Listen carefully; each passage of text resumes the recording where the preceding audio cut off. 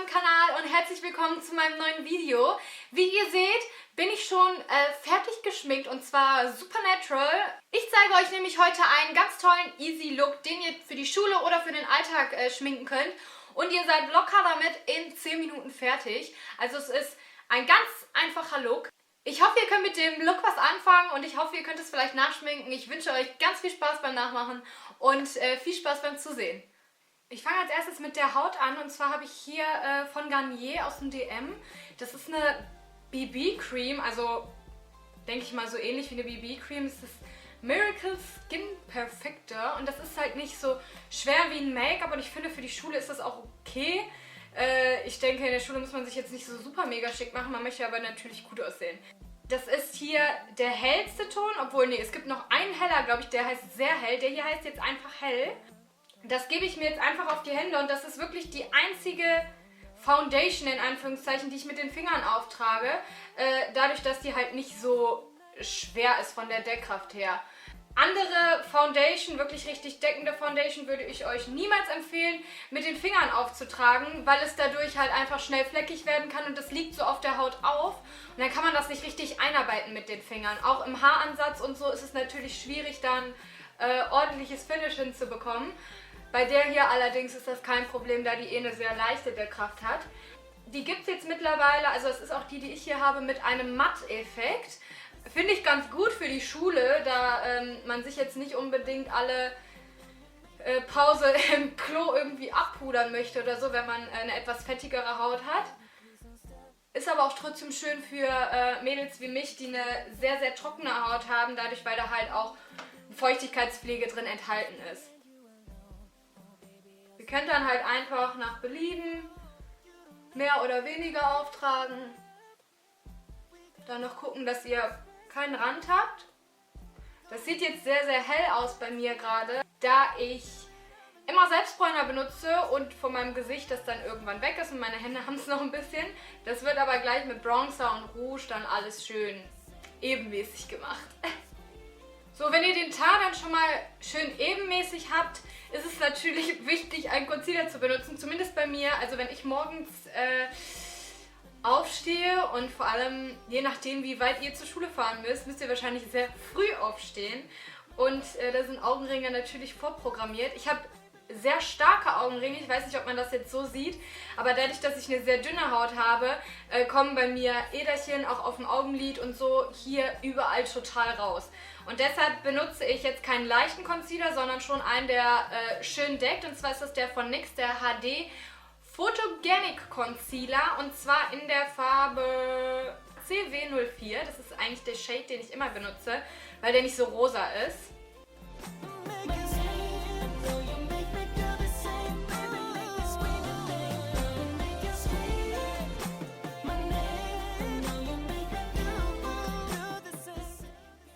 Den könnt ihr dann überall, wo ihr meint, ihr habt so ein paar Rötungen oder das könnte über den Tag rauskommen, ruhig drauf. Und ich arbeite das dann immer mit so einem kleinen Concealer Buffer Brush ein. Weil bei so einer deckenden Textur, finde ich, wird es dann immer so ein bisschen schöner, weil wenn man das wieder mit den Fingern aufträgt, liegt es halt wieder sehr auf. Und bei was Deckendem habe ich ja schon erwähnt, dass das also meiner Meinung nach angenehmer ist, mit einem Pinsel oder mit einem Schwämmchen oder Make-up-Eye oder so aufzutragen. Ich habe hier übrigens von Zoeva den 142er Concealer Buffer.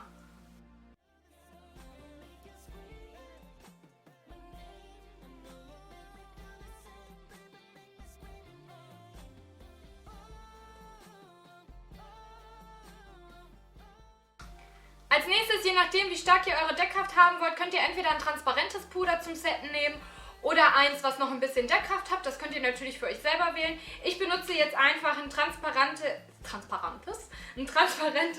Fixing Powder von Essence, das heißt All About Matte.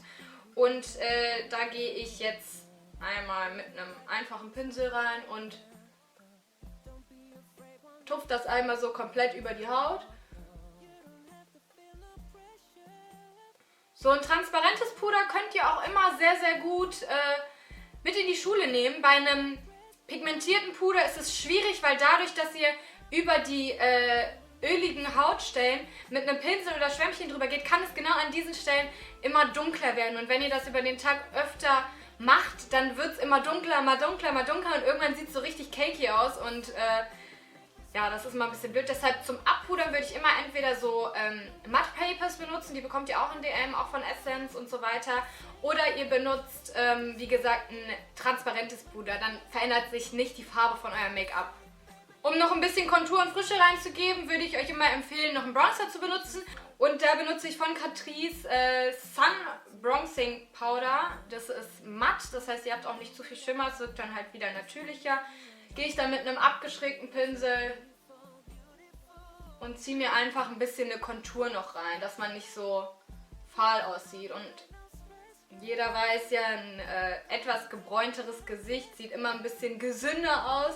Ein bisschen frischer aus, also zumindest bei den meisten. Und wenn ich jetzt nur so einfarbig das Gesicht habe und es so hell ist, sehe ich immer sehr schnell krank aus. Und das kann ich, wenn ich früh aufstehen muss, natürlich gar nicht ertragen.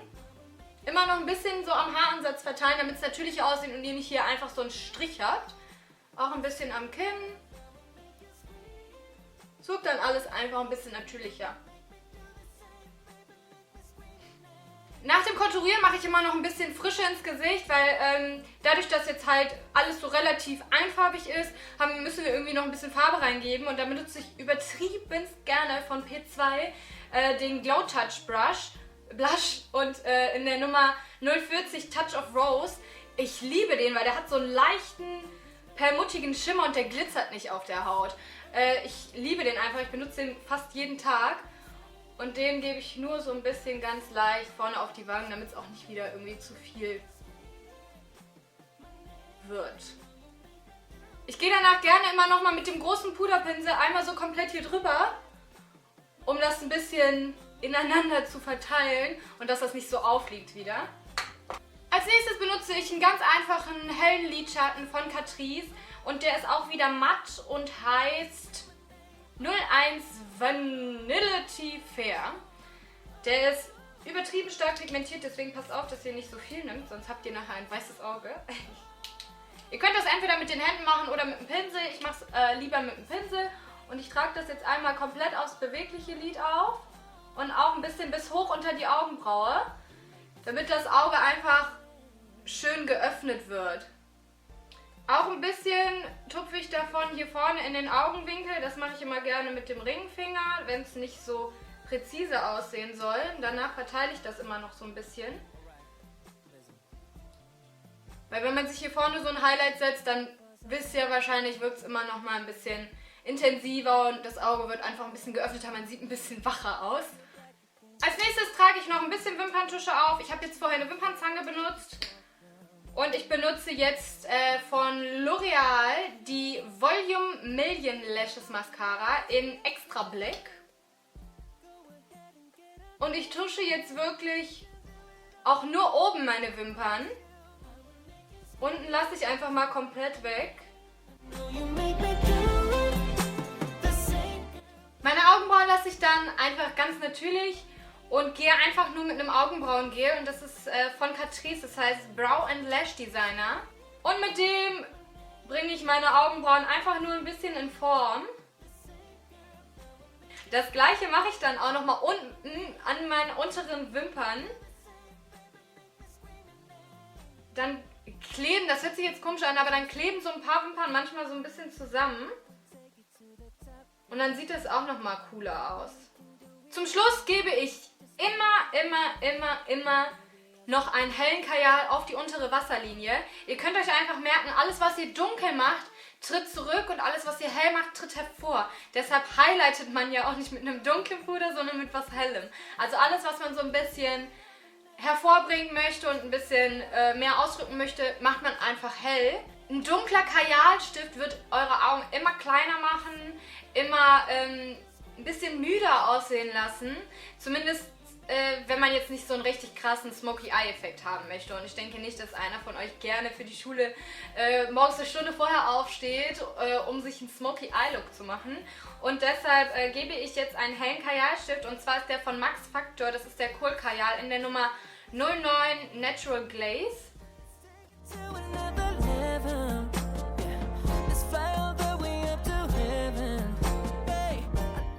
Als allerletztes gebe ich noch von NYX einen Lipgloss drauf. Das ist der Buttergloss, der ist feuchtigkeitsspendend und ist mega geil. Der riecht total angenehm und ich finde, der hält auch sehr, sehr lange. Und zwar in der Farbe Tiramisu. So riecht er auch ein bisschen.